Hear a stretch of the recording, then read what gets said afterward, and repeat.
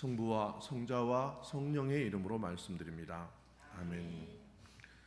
오늘 구약 창세기에 이제 이삭이 태어난 이야기와 이스마엘이 쫓겨난 이야기가 나옵니다. 이삭의 탄생 이야기는 아브라함의 족보, 아브라함 성조들의 이야기를 읽어나가는 가운데 유대인들에게는 굉장히 중요한 탄생이고, 그 탄생의 신비는 굉장히 오랫동안 묵상되어 왔고, 그리고 축하하고 기뻐하는 그런 사건입니다. 그런데 이렇게 기뻐한 사건은 사실은 성서에서 혐오와 그리고 미움이라고 하는 그 갈등으로 얼룩지고, 그리고 그 혐오와 미움이라고 하는 그 비극의 스토리로 이어지고 맙니다. 결국 그것은 이삭이라고 하는 존재와 이스마엘이라고 하는 두 존재의 가로놓인 고대 가부장 제도의 제도적 문제 때문에 그렇습니다. 그 가부장 제도라고 하는 제도적 문제는 하느님이 창조한 일이 아니고 인간들 사이에서 만들어진 그런 제도라고 할 수가 있겠습니다. 그것은 바로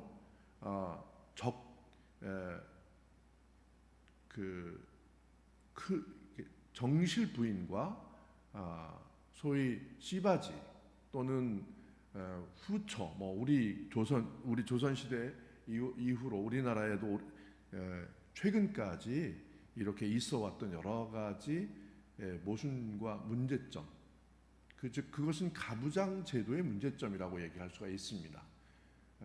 동서양을 막론하고 이러한 가부장 제도는 인간 사회에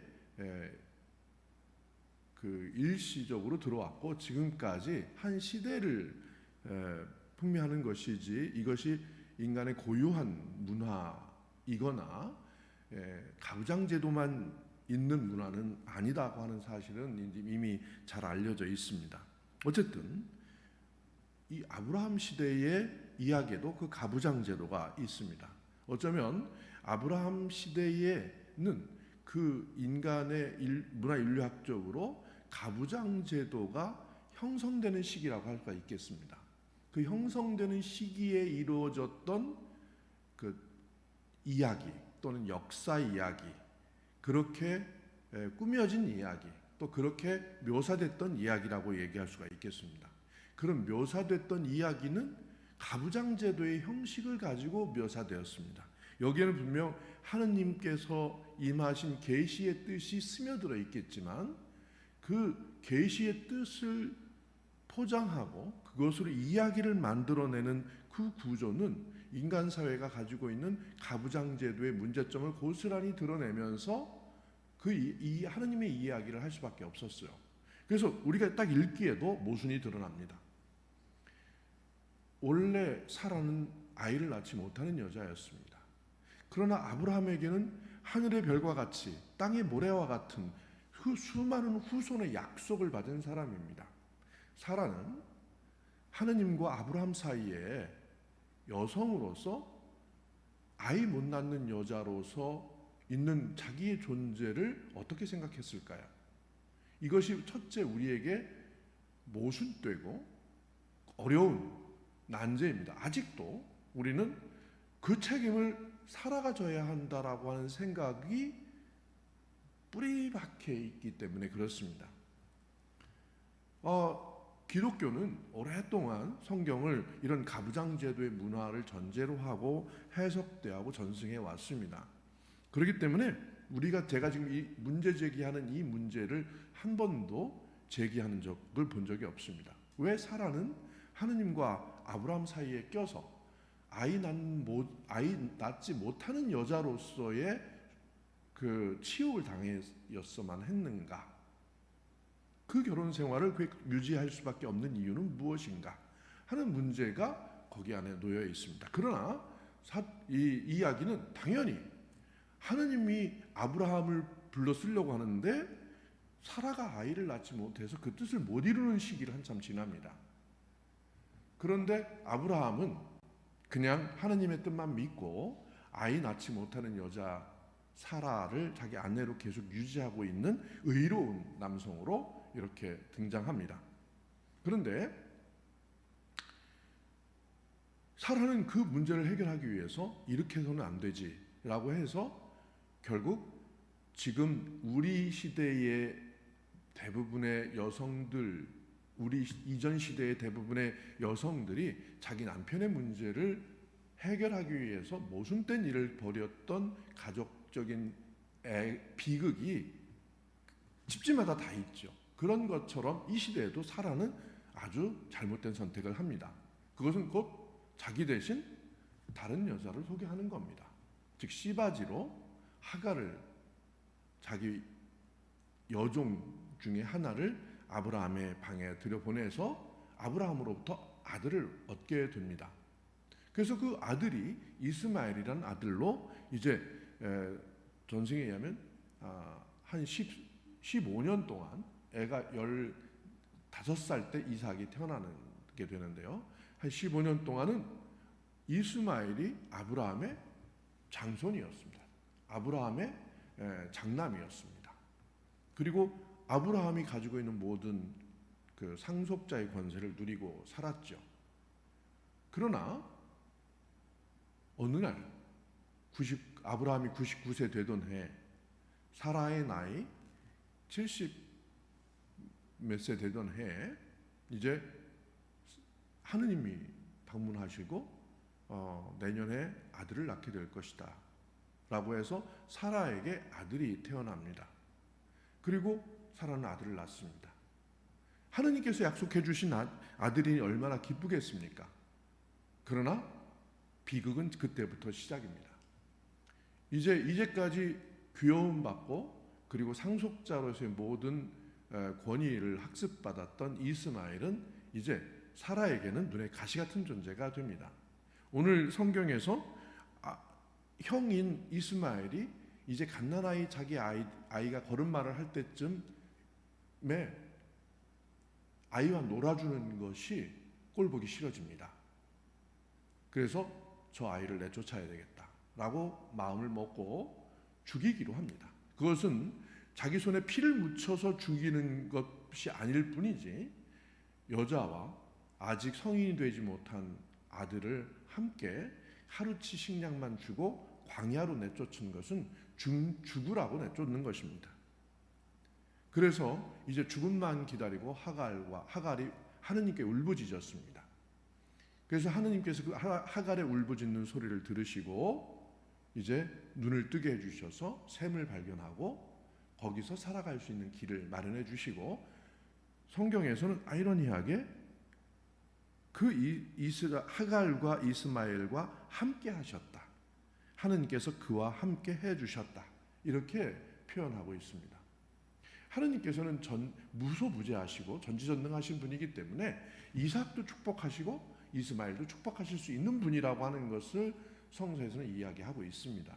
그러나 유대인들은 히브리 성경을 그렇게 발전시키지 않았습니다.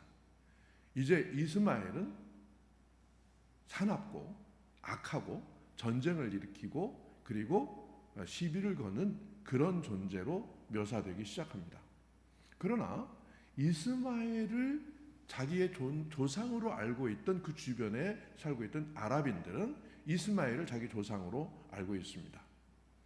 그래서 아랍인들의 조상이요 또 이슬람교의 조상, 이슬람교에서는 이스마엘을 예언자, 예수와 똑같은 예언자로 묘사하고 있습니다. 자기 마호멧까지 이르게 되는 그 예언자 중에 한 분으로 훌륭한 사람으로 이스마엘을 기리고 있습니다. 어떤 것이 진짜일까? 그것이 우리가 지금 현재 고민해야 될 문제가 아닙니다. 문제는 왜 성경에서 담을 수밖에 없는 그 시대의 가부장적 문화의 이야기가 우리 안에 스며들어왔을 때 우리는 거기서 어떻게 하느님의 뜻을 읽을 것인가, 그리고 어떤 눈으로 이것을 바라볼 것인가 하는 것들을 요구받고 있다는 것입니다. 이것은 언제나 성경을 읽는 모든 사람들이 그것을 요구받았고 그렇게 했습니다.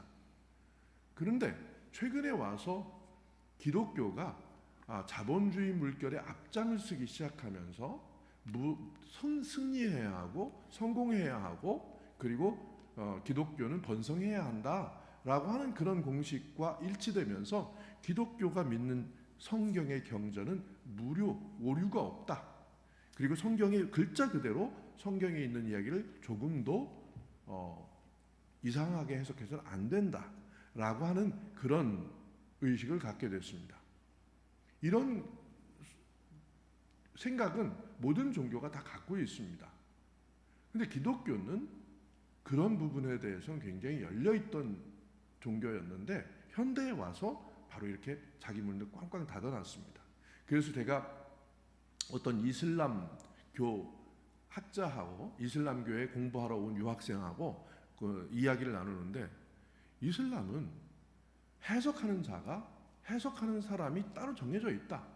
그렇기 때문에 우리는 그 해석하는 사람들의 현명한 해석만 믿고 따르면 되는데 니들은 참 이상하다. 해석의 자유가 있으면서 어째 그렇게 글자에 매여 있는지 모르겠다. 하나같이 모순된 해석을 그대로 그냥 받아들이는지 모르겠다 라는 이야기를 저에게 하는 이야기를 제가 들었습니다.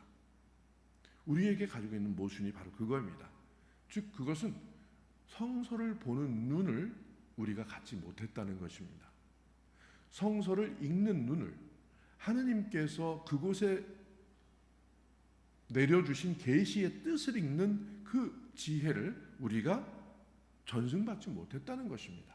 언젠가 그것이 끊겨졌습니다. 그것은 바로 기독교가 자본주의의 욕망의 물결에 자기 자신을 던져버림으로써 그렇게 된 결과가 왔다고 저는 생각합니다. 그렇기 때문에 거기에서도 제일 좋은 상품이요 기독교는 최고다라고 하는 그런 집착에 사로잡히게 된 것이죠. 그것이 얼마나 자본주의적인 생각인지, 그것이 하느님을 향한 충성되고 뜨거운 신앙이라고 착각하는 것일 뿐이지 사실은 그것은 내가 최고의 부자가 되고 내가 산 집이 최고로 대박을 터뜨리고 내가 살고 있는 곳이 최고로 좋은 곳이어야만 한다라고 하는 생각 때문에 그 외에 다른 사람들이 고생을 하든 다른 사람들이 그것으로 인해서 억울함을 당하든 아무런 그 의식도 감각도 잃어버린 그런 기독교가 된 것입니다. 그런 것들을 느끼는 공감의 능력 안에 하느님의 뜻이 숨겨져 있습니다. 즉 그것은 사랑이라고 하는 능력입니다. 즉 사랑의 눈을 가지고 있어야만 우리는 이런 모순된 서술 안에서도 거기에 흐르고 있는 하느님의 사랑의 뜻이 무엇인지를 알게 되는 것입니다. 사랑을 할 수 있는 사람만이 사랑을 알아보는 것이죠. 기독교가 잃어버린 가장 중요한 것은 바로 이렇게 사랑의 마음으로 돌아섬의 시각, 회개의 시각을 잃어버렸습니다. 내가 가지고 있었던 그 생각과 내가 가고 있는 방향을 돌아서서 하느님의 뜻으로 내 눈과 내 마음을 돌이키는 방법을 잃어버렸던 것입니다. 그래서 우리는 이 성경을 놓고 늘 언제나 학활과 사라의 싸움으로 밖에는 이 성경을 읽지 못하는 것입니다. 그래서 정실 부인이 오르냐, 즉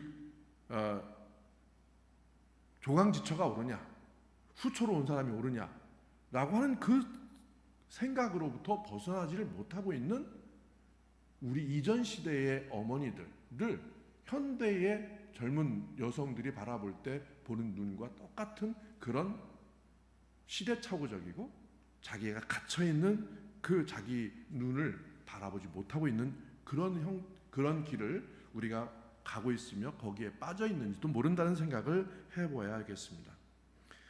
저는 이 성경을 아직도 어떻게 해석해야 될지 잘 모른 채로 열려진 눈으로 하느님께 이 말씀의 귀한 뜻을 찾고 있습니다.